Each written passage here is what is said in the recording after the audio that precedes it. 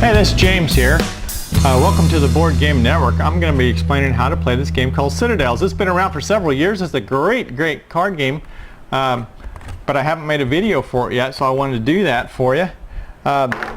This is a game of bluffing, deduction, city building. It plays 2 to 7 players, 10 years and up, in 20 to 60 minutes. The object of the game in Citadels, you and your opponents play the leaders of rival cities, increasing their prosperity by building new districts. The game ends after one player builds 8 districts. And the players receive points based on what districts they have in their cities. The player with the most points wins. Very straightforward. So here's what you got, and there are 8 different character cards in here, except for there's a bunch of alternate cards in my game. We're not going to be talking about the alternate cards, but if you've played the regular ones enough and you want a little bit of a change, you can swap out, and you need to swap a 5 for a 5 or a 4 for a 4 or whatever. But we have played this game so much that the backs of the normal ones are worn enough that you can tell the difference between the alternate ones and the regular ones, so we had to put sleeves on them. So let's just get started. Here is the districts. You've got a deck of those. They have a cost involved in this upper left hand corner. This one costs 3 gold. To play this one out, it's a green district, and here's the name of it. Now there are 5 different colors in this game. There's green and yellow and blue and red, and then there's purple. Purple ones tend to be more expensive, but they are magic ones, and they have some kind of ability to them, so you have to read here and it tells you what they do. So all of them do something different. The other cards don't do anything. They are just simply districts of a certain color. Okay, so you just shuffle these cards up, the district cards. You deal 4 to each player.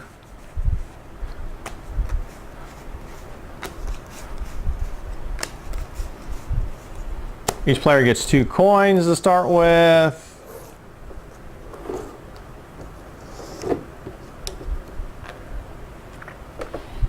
That's how you start the game. Then the oldest player gets the king. Gets to be the king to start with. And the king kind of runs things. So to start, you shuffle these cards, your different character cards. You shuffle them face down here. You don't look at them. You put one face down, so you don't get to see it. Nobody gets to know what the face down one is, but it's been removed from the game. And now, depending on how many players there are, if there's 4 players, you deal 2 face up. If there's 5 players, you put 1 face up. If there's 6 or 7 players, you don't put any face up. So let's say we've played with 4 players, so we're going to put 2 face up. Now if you happen to get the king card here, you take it back and deal a different one. So the king would be back in the deck.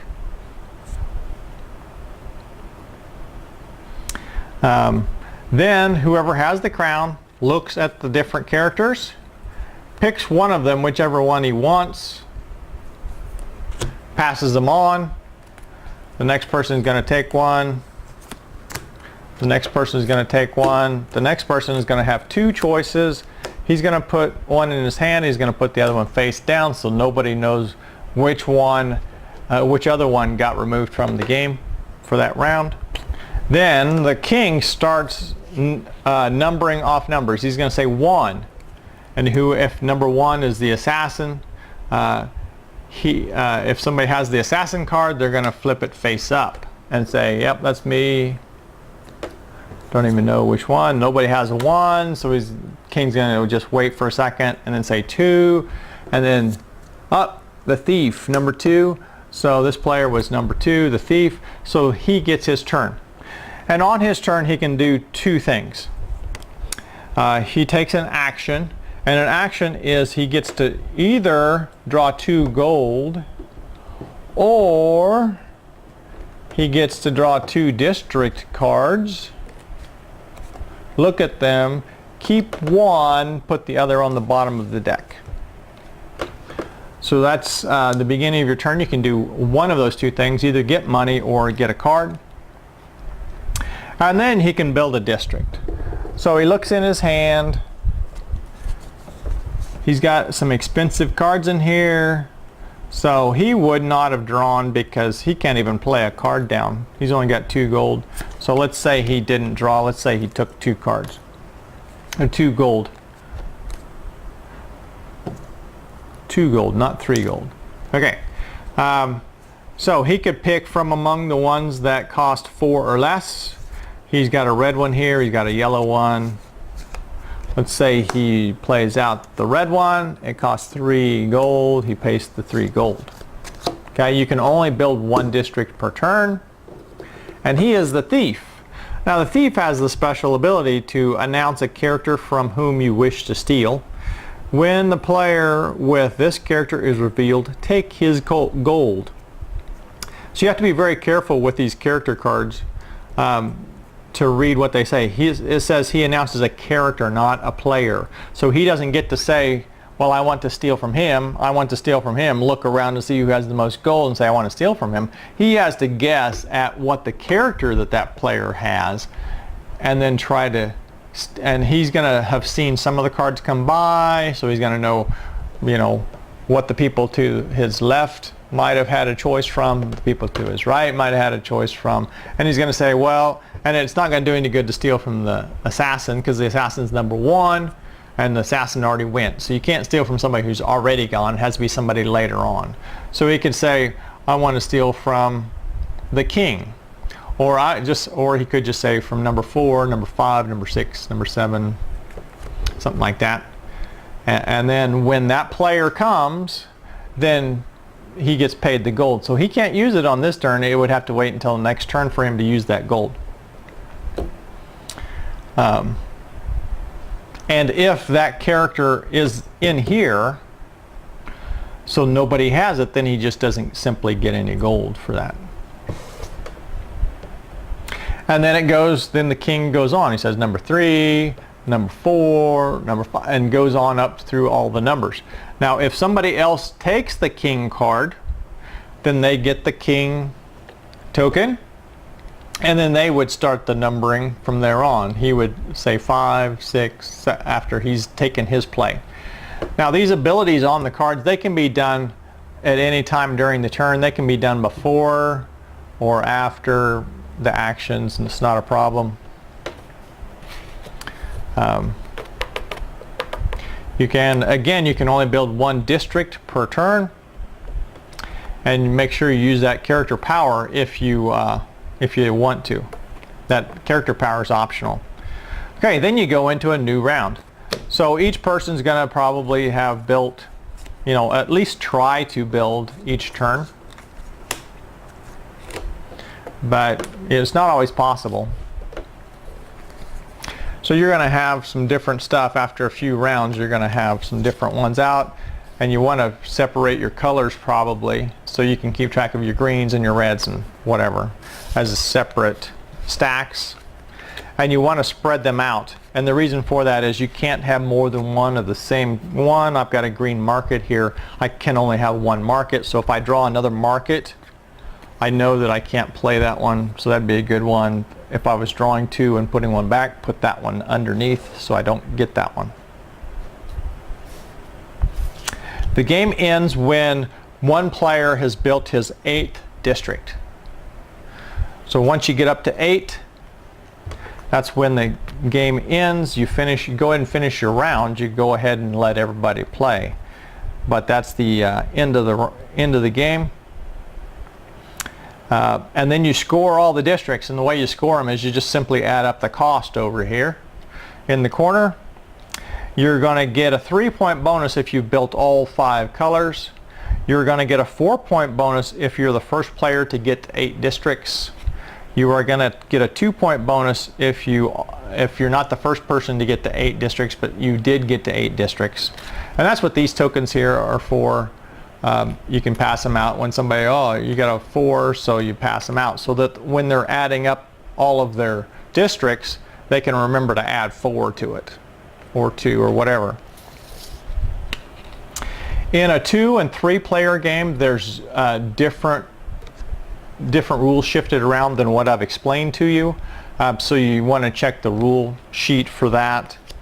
And it's significant enough difference that I'm just not going to throw the rules in on this video. Okay, and then make sure after you played it for a while you can sub in these other characters. Let me explain all the different characters to you so you can see what the different abilities are. Let's see. Number 1, the assassin. The assassin announces a character you wish to murder. That murdered character misses his entire turn. So that's a great one to get. You'll notice the early ones are strong, but they're very offensive and attack other players, so they don't help the person as much. So the assassin makes somebody lose their turn, and again he's picking a character, so he's going to say the king or the warlord or something like that, and you don't really know who has that. So you kind of have to look around, and once you've played this for a while you go, wow, this person has a lot of green districts, so that person would tend to want the merchant, because the merchant is the one that benefits from green districts. Or if a certain player tends to like a certain character, then you can kind of know whether to assassinate that one, maybe. Okay? So that person loses a turn, so when the king is numbering off that number, you just go on by, and nobody even announces that they are that player. You just go on by that player to the next number. Okay, we did already talk about the thief. We have the magician. The magician says you may either exchange your cards with another player or discard any number of cards and draw an equal number of cards. So you've got cards in your hand, and you are going to say, well, I'm going to discard 3 and draw 3 to replace them, or I can discard my whole hand or whatever number. The big advantage to the magician is if somebody gets a whole bunch of cards in their hand, is for you to swap your hand with their hand. And it's really, this is mean, is to run yourself out of cards and then swap your hand with somebody who's got a lot of cards. But that's possible. You could do it. It says you may exchange your cards with another player or discard any number of cards and draw an equal number of cards. So that's the magician. Number 4 is the king. And now once we start getting to number 4 on up, you're getting a benefit for having certain color districts. The king is yellow. You'll see that in the upper left hand corner. It says you receive 1 gold for each noble, which is yellow district in your city. When the king is called, you immediately receive the crown counter. So you get the crown and then you take over, and then you are the first player for the next round. So you get to see all of the characters that are available except for the face down one. And the face up ones, you don't get to choose those, but you get the most choice at the beginning because you get to see which other ones are available. Okay, now getting the gold for the yellow districts, let's say I've got some yellow districts out here. Let's grab me some yellow districts. Okay, so I've got a couple of yellow districts here. And let's say I've got a yellow district in my hand. So these special abilities for these characters can be done at the beginning of your turn, at the end of your turn. A lot of times you do them at the end, but you can do them at the beginning. So let's say I've got this manor in my hand, and oh, I got a manor out, so I can't use that one. So I wouldn't want to use that as my example. That's not a very good example. Let's go for a palace. Palace costs 5 gold. Let's say I've got 3 gold. So I've got that in my hand. I've got the palace in my hand, and I can't play it. I don't have enough money. What I could do is say, well, I can get 1 gold for each noble district, each yellow district. So I can go ahead and get 2 gold for these. That gives me my 5. And then I can pay the 5 and put it out. So since I've already done my special ability, I can't do it later. you usually have a benefit of doing it after you've played your district, because then you can get gold for the districts you put out. But in this case, I couldn't put it out first, so I got my gold first. So you can do it either way. That is the king. Number 5 is the bishop. It says you receive 1 gold for each religious, which is a blue district in your city. So same as the king, except for blue. Your districts may not be destroyed by the warlord. Warlord's number 8, and he can destroy districts, especially cheap ones. So putting out ones with 1 are very vulnerable to the warlord to be destroyed. The merchant is number 6, and he's a green character. You receive 1 gold for each trade or grain district in your city. When you take an action, you receive 1 extra gold. So on his turn, if he takes 2 gold, then he gets another gold. So he ends up with 3 gold. Or, remember, he can draw 2 cards, put 1 back, and then he would draw a gold. Because at the when you take an action, you receive an extra gold. So it's nice if you need gold to get the merchant. The architect is not affiliated with a color of district. It says after you take an action, draw 2 extra cards and put both in your hand. You may build up to 3 districts during your turn. So if you take 2 gold, then you're going to get 2 cards to your hand. If you take 2 cards, put 1 underneath, then you're going to get 2 more. So you're going to end up with 3 cards in your hand. So it's very nice to, if you're running low on cards, to get the architect. And it does say you can build up to 3 districts during your turn. So this is a great one to get, especially near the end of the game if you've got some low cost cards in your hand. And you can go bam, bam, bam, throw 2 or 3 cards out and end the game. And nobody saw it coming. If you've hoarded up some gold, or you've got these little cheap 1s and 2s in your hand. Okay, so that's the architect. Number 8 is the warlord. It's a red character. You receive 1 gold for each military or red district in your city. You may pay to destroy 1 district of your choice. Now the way the payment works is you pay 1 less than the cost of the district. That's why 1s are so vulnerable, because they're free to destroy. So 2 would cost the warlord 1, and so on. 1 less than whatever the cost is of the district to destroy it. But remember, if you have the bishop, then he cannot destroy your districts for that round. So that's a good one to get if you're about to win the game, so that the warlord doesn't try to destroy districts.